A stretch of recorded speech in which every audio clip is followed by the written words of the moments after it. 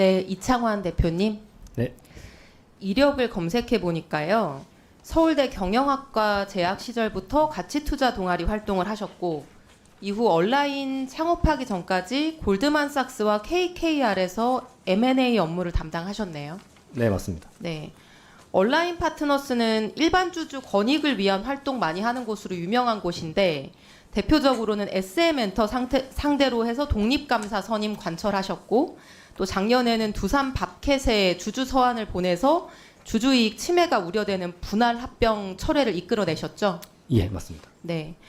온라인 파트너스가 지난달에 배당 소득 분리과세 방안별 시뮬레이션 비교 분석이라는 이런 리포트를 발표했는데 정부안과 이소영안을 비교 분석하셨더라고요. 어떤 이유로 이런 리포트를 내게 되셨나요?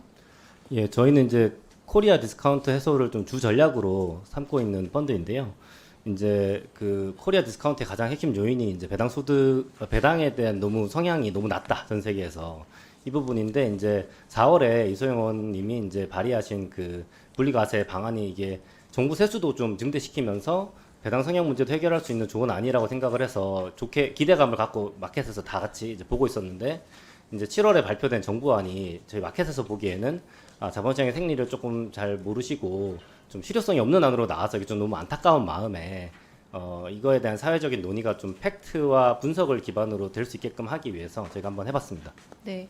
코스피 200 기업 전체를 분석하셨다고 들었는데 어떻게 분석하신 건지 간략하게만 설명해 주신다면은. 예, 코스피 200 기업이 우리나라 그 상장 회사 당기 순이익의 한 90% 정도 차지하는 대형 200개 기업이고요. 제가 하나하나 공개 정보를 다 봐가지고 주주별로 세율이 다 다르기 때문에 전체 총 세수가 얼마 되는지 한번 계산을 직접 해봤습니다. 네, 배당 총액 중에 한 85% 정도가 다 코스피 200에서 나오는 거죠? 맞습니다. 네. 슬라이드 보여주시면 제가 이 부분 설명을 요청드리려고 오늘 모신 건데요. 예. 온라인 리포트의 일부를 제가 가져왔는데 위의 내용을 보면 시뮬레이션을 해보니까 정부안보다 이소영 의원안이 기업들의 배당 확대 효과와 세수 영향 측면에서 모두 더 우수할 것으로 분석된다 이렇게 적혀 있는데요. 그래프를 좀 설명해 주시겠어요? 예, 이제 아까 말씀드린 대로 저희가 코스피 200 기업을 하나하나 까가지고 주주별로 이제 세율이 있습니다. 그래서 공개 정보를 가지고 이제 정부가 거두는 총 세수가 어떻게 되는지를 시뮬레이션을 해봤는데요. 많은 분들이 잘 모르시는데 지금 저희가 배당 소득 분리 과세라고 하면 이게 배당을 받는 모든 주주의 세금을 깎아주자는 게 아닙니다. 이게 개인 주주에만 해당이 되고 개인 주주 중에서도 종합소득을 많이 내는 이제 고액 투자자에게만 해당이 되는 것이고요. 사실은 우리나라 코스피 200 기업의 주주에는 외국인도 되게 많고요. 그 다음에 법인도 있고 기타 주주도 있는데 이런 분들의 세율은 뭐 사실은 이거 배당소득 분리과세 도입한다고 해도 바뀌지가 않습니다.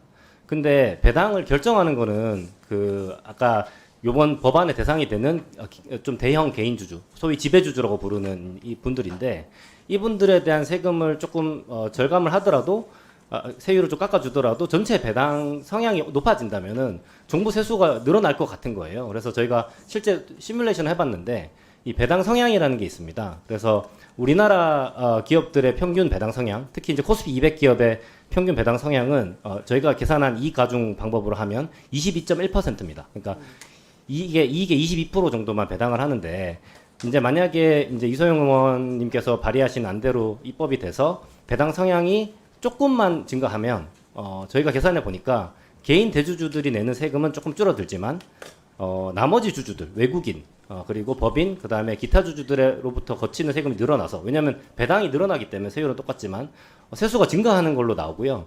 그게 단 0.6%포인트만 기업들이 배당 성향을 늘리면 됩니다. 예, 그리고 이게 만약에 그 지금 이소영 의원님 안에는 35% 배당 성향을 하면 이제 이거 혜택을 받을 수 있도록 돼 있어요. 근데 우리나라 지금 평균이 22%이기 때문에 올려야지만 받을 수 있는 거고 아니면 감세가 없습니다. 근데 35%를 만약에 평균으로 간다고 하면 저희가 계산한 바로는 정부의 총 세수가 3조 원이 증가합니다. 예, 그래서 이 부분을 좀 사실 이게 어떻게 보면 증세가 되는 그런 건데 이거를 좀 저희가 시뮬레이션 통해서 결과를 얻을 수 있었습니다. 네. 그러니까 정부는 지금까지 배당 분리 과세가 감세 정책이다 이렇게 설명을 해왔고 이소영 의원안도 수천억 원의 감세가 발생한다 이렇게 얘기를 해왔는데 온라인 분석에 따르면 세수가 아주 조금 0.6%포인트만 증가해도 세수가 늘어난다. 그리고 조 단위의 증세가 일어날 수 있다. 이런 분석인데요. 일각에서는 이게 분리과세한다고 진짜 배당이 늘어날까? 이런 의구심도 있습니다. 그리고 박근혜 정부 때 이제 배당소득 증대세제를 해서 세율을 25까지 낮춰봤는데 효과가 없었다. 그러니까 이번에도 다르지 않을 수 있다. 이런 의구심도 있는데 어떻게 생각하십니까? 이소영 안처럼 분리과세 한다고 하면 배당이 늘어난다고 보십니까? 예, 저희는 배당이 당연히 늘어난다고 생각을 하는데요. 그냥 감세하면은 세율 깎아준다고 해서 배당 늘어나지 않습니다. 왜냐하면 지배주주들은 뭐 급여로 빼갈 수도 있고 뭐 여러 가지 빼갈 수도 있지만 이게 이제 이미 기업들이 배당을 하고 있거든요. 그래서 아까 말씀드린 대로 이미 22% 정도 평균 배당을 하고 있고 우리나라 대표 기업인 삼성전자는 25% 정도 배당 성향을 하고 있습니다. 그래서 이거를 근데 그 이소영 의원님 안대로 하면 35%로 늘려야지만 낮은 세율. 그러니까 지금 현재는 실효세율이 최고 39% 정도인데요. 이게 25%로 줄어들려면 배당을 25%에서 35%로 배당 성향을 높여야 되는데 삼성전자의 경우 그렇게 하면 세율이 많이 인하되기 때문에 지배주주, 배당을 의사결정하는 이 지배주주 입장에서는 감세 효과가 발생을 합니다. 그래서 세금이 오히려 줄어듭니다. 그래서 이재용 회장 같은 경우에 삼성전자 지분을 1.6% 정도 갖고 있는데 현재 기준으로 한 600억 정도 배당 소득세를 삼성전자로부터 받는 배당에 대해서 내고 있거든요. 근데 35%로 배당 성향을 높이게 되면 세금이 70억 정도 줄어듭니다. 예. 예. 그렇지만 이제 다른 모든 주주들은 이제 세율이 변동이 없기 때문에 사실 배당에 대한 세금이 늘어나는 것이고요. 그래서 이런 이유로 모든 주주들을 저희가 이제 기업마다 봤는데 뭐 정의선 회장이나 다 비슷한 상황에 처해 있습니다.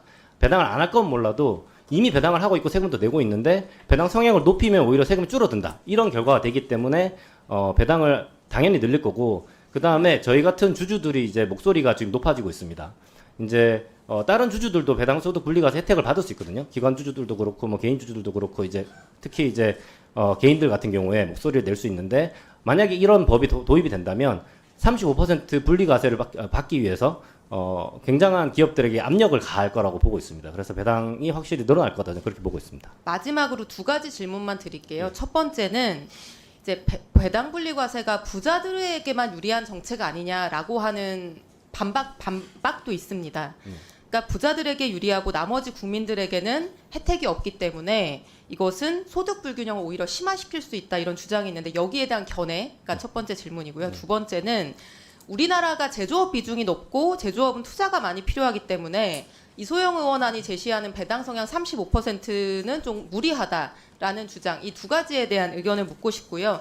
구윤철 부총리님 이 답변 끝나시면 이 내용을 듣고 드는 의견을 좀 말씀해 주시기 바랍니다. 예, 일단 부자 감세 부분에 대해서 먼저 좀 말씀드리면은 저는 좀 안타깝다고 생각하는데 이게 배당 소득세라고 하는 거는 배당을 안 하면은 못 걷는 세금입니다. 근데 지금 현재가 더 부조리합니다. 지금 현재 상황을 말씀드리면 뭐 이제 저희가 이제 아까 주주 행동을 했던 SM 엔터테인먼트의 이수만 창업자 같은 경우에 2000년에 상장을 하고 20년 동안 배당을 빵원했습니다. 예, 이익을 한 6천억, 7천억 버는데요. 그러면서 대신에 본인은 회사하고 계약을 해가지고 1,700억 원에 달하는 인세를 개인 회사를 통해서 받았습니다. 그리고 뭐 아까 뭐 오늘 뭐 사례도 나왔던 것 같은데 이제 뭐 예를 들면 롯데그룹 같은 경우에 신동빈 회장 같은 경우에는 이거를 저기 7개 회사를 이제 겸직을 하면서 1년에 200억씩 지금 급여를 받아가는 상황인데 배당을 안 하고 그런다고 해서 그게 사실 정의롭지 않고 그냥 지배주주는 얼마든지 뭐 급여나 특수관계 거래나 다른 방법으로 남하고 안 나눠주고 독식할 수가 있거든요. 그래서 그게 과연 더 정의롭나 아니면은 배당을 좀 정상적으로 할 수 있게끔 여건을 만들어서 한편으로는 이제 지금 상법 개정을 통해 갖고 지배구조 개선 그래서 이런 뭐 급여나 과도한 급여나 이런 뭐 편익 사익하는 거를 막고 또 한편으로는 이렇게 주주들의 압력과 인센티브를 결합해서 배당을 늘리게끔 당근과 채찍을 해서 적정 수준의 배당을 하게 하는 게 국가 세수도 증대되고 오히려 더 정의로운 게 아닌가 그렇게 생각하고 있고요. 그리고 제조업 부분에 대해서 말씀드리면 저는 이제 대만이라는 되게 좋은 사례가 있다고 생각이 됩니다. 그래서 이제 우리나라하고 대만하고 보면 산업 구성이 굉장히 비슷합니다. 대만도 가장 큰 회사가 이제 TSMC고 주로 제조업으로 구성되어 있는데요. 대만의 경우에는 제조업 기업들의 평균 배당 성향이 52%입니다. 예. 제조업임에도 불구하고 당기 순이익이 50% 하고 있고요. 그리고 우리나라 삼성전자 하이닉스하고 비슷한 미국의 마이크론이라는 회사는 이게 거의 100%를 주주환원하고 있습니다. 그래서 35% 정도는 제조업이든 뭐 어떤 산업이든 간에 배당을 하는 상장사라면은 기본적으로 맘만 먹으면 할 수 있는 그런 정도의 기본적인 배당 성향이다 이렇게 보고 있습니다. 예, 저희들 이번 국감 과정에서 다양한 의원님들로부터 다양한 의견을 많이 듣고 있습니다. 그리고 뭐 정책이라는 게 항상 여러 가지 의견을 듣고 가장 합리적으로 의사결정하는 게 저는 뭐 바람직하다고 보여지고요. 다만 이제 정부 안에서는 배당 효과도 감안하고 또 과세 형평성 또 약간 아까 말씀하신 어떤 특정 제주주가 또 이렇게 감세되는 거에 대해서 어떤 국민적인 그런 부분도 함께 고려해서 제도를 설계했다는 말씀을 드리고 다양한 의견을 좀 수렴해 가지고 가장 배당 성장도 높이고 또 국민 경제에도 기여할 수 있는 그런 방안으로 설계 방안을 고민하고 또 국회 논의 과정에서 그런 식으로 좀 참여하도록 하겠다는 말씀을 드리겠습니다.